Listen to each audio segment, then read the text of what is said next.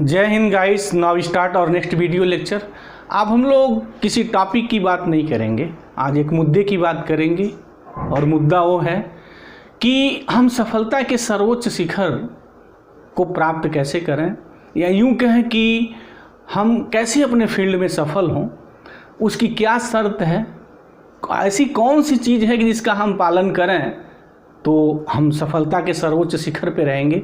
या मैं यूँ कहूँ कि जो सफलता का सर्वोच्च शिखर है आपके कदमों के नीचे होगा, उसके लिए कुछ शर्तें हैं, कुछ ऐसे आयाम हैं जिन्हें आपको आत्मसात करना होगा। तो आज हम उन्हीं आयामों पे बात करना जा रहे हैं। तो पहली चीज़ क्या है कि आपको सर्वोच्च की जो सफलता के सर्वोच्च शिखर पे पहुंचाएगी, वो फर्स्ट थिंग है कि आपका लाइफ में एक एम होना चाहिए, एक उद्देश्य होना चाहिए। अगर आपके जीवन में उद्देश्य नहीं है तो सारी ये वीडियो आपके लिए नहीं है। फिर सफलता के सर्वोच्च शिखर कोई मतलब ही नहीं हुआ। अगर आपका कोई उद्देश्य है जीवन में तब तो बात है ना, उस उद्देश्य को प्राप्त करना है। तो पहली चीज़ें, अगर आपको सफलता चाहिए, सफलता का सर्वोच्च शिखर प्यारा है, तो उसके लिए आप अपने गोल को सेट करिए। हमें कहाँ गोल मारना है पता नहीं होगा तो गेंद कहाँ मारेंगे भाई, कहाँ खेलेंगे, कैसे खेलेंगे, किस दिशा में बढ़ेंगे, किस दिशा में चलेंगे। तो पहले दिशा निर्धारित करिए, अपना टारगेट निर्धारित करिए, अपना गोल निर्धारित करिए। जब गोल निर्धारित हो जाए तो सेकंड चीज़ क्या है, वो है लेबर। लेबर मतलब आपको लेबर नहीं होना है, कठोर परिश्रम के लिए आप तैयार हो जाइए। और कठोर परिश्रम का मतलब ये नहीं है कि आप फावड़ा उठा लिए, बाँह चढ़ा लिए, चलिए और खूब लेबर करेंगे और चले गए रेगिस्तान में, आप कुआं खोदने, जल की तलाश में रेगिस्तान आ गए और दिन रात आप एक कर रहे हैं, कुआं खोद रहे हैं, फावड़ा चला रहे हैं, लेकिन पानी नहीं मिल रहा है, पानी नहीं मिल रहा है। तो उस परिश्रम का क्या मतलब है। इसलिए कहा गया कि लेबर के साथ आपका जो होना चाहिए ना, हार्ड वर्क के साथ आपका स्मार्ट वर्क होना चाहिए। स्मार्ट वर्क क्या है, what is the meaning of the smart work. Smart work का मतलब ये है कि हमारा लेबर जो है ना, जिस डायरेक्शन में मैं कर रहा हूँ फलीभूत होना चाहिए। तो स्मार्ट वर्क का मतलब ये है कि मुझे ये पता होना चाहिए कि पानी कहाँ है।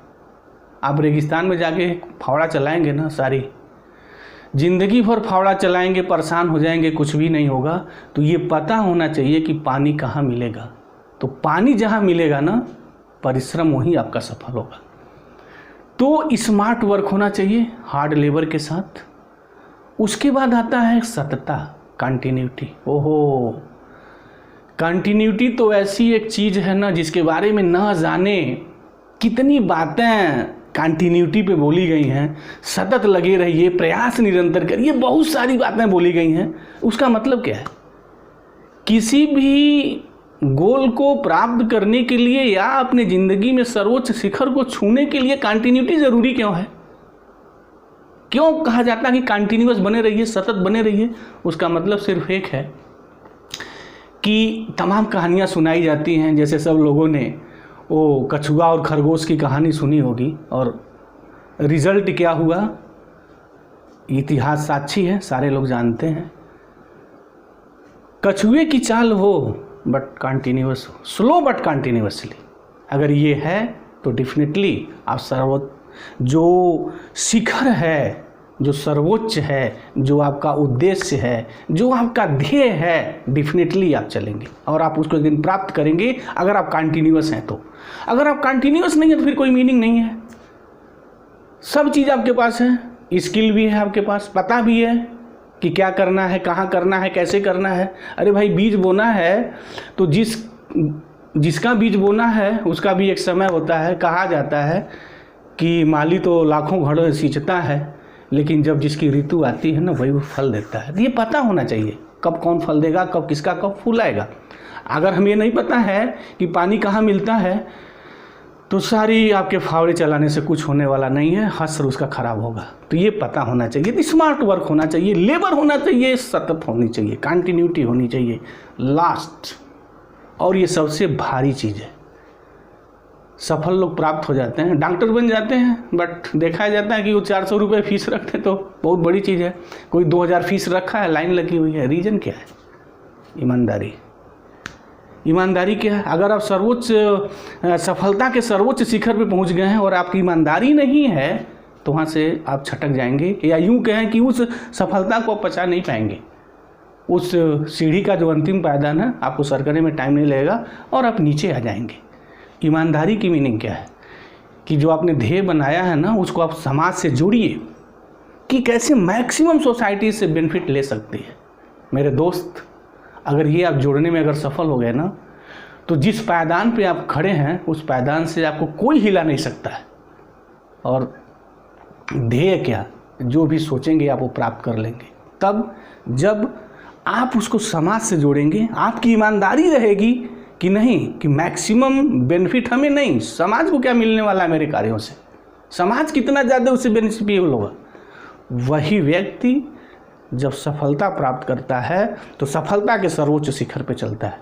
बहुत लोग सफल होते हैं, बहुत बार डॉक्टर बनने के बाद, इंजीनियर बनने के बाद, साइंटिस्ट बनने के बाद आत्महत्या कर लेते हैं।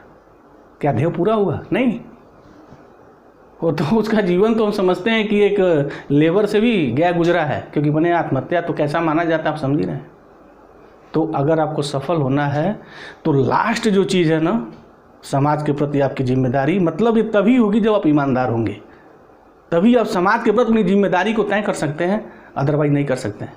अगर आप ऑनेस्ट नहीं हैं तो समाज के प्रति आपकी जिम्मेदारी क्या है ये आप नहीं जानेंगे। और कभी भी आप, आज भी तमाम उदाहरण दिए जा सकते हैं, देश के जो सर्वोच्च शिखर पे हमारे बहुत बड़े बड़े लोग बैठे हैं, कंटिन्यूस उनके नाम क्यों लिए जाते हैं? पीढ़ियाँ गुजर जाती हैं बट उनके नाम क्यों लिए जाते हैं? क्योंकि वो ईमानदार हैं, अपने लिए नहीं, समाज के लिए ईमानदार है। अगर आप समाज के लिए ईमानदार हैं तो लिए ईमानदार होंगे ही, या यूँ कि अगर अपने लिए ईमानदार हैं तो समाज के लिए ईमानदार हैं। तो ईमानदारी लास्ट चीज़ है जो आपको सर्वोच्च, जो आपका शिखर है, जो ध्येय है, जो उसका सर्वोच्च है, उसको हमेशा वहाँ मेंटेन करेगी। अदरवाइज बिखरने में टाइम नहीं लगेगा। तो ईमानदारी मस्ट है। और ईमानदारी का सेंस यहाँ ये है कि जो आपने अपना ध्येय तय किया है, पहले ये डिसाइड करिए कि हमारे उस ध्येय से समाज को क्या फ़ायदा होने वाला है। अगर इन बातों को आत्मसात करते हैं तो दुनिया की कोई शक्ति आपको आगे जाने से नहीं रोक सकती है। डेफिनेटली मेरे दोस्त, आप आगे ही जाएंगे। तो थैंक यू गाइस, जय हिंद।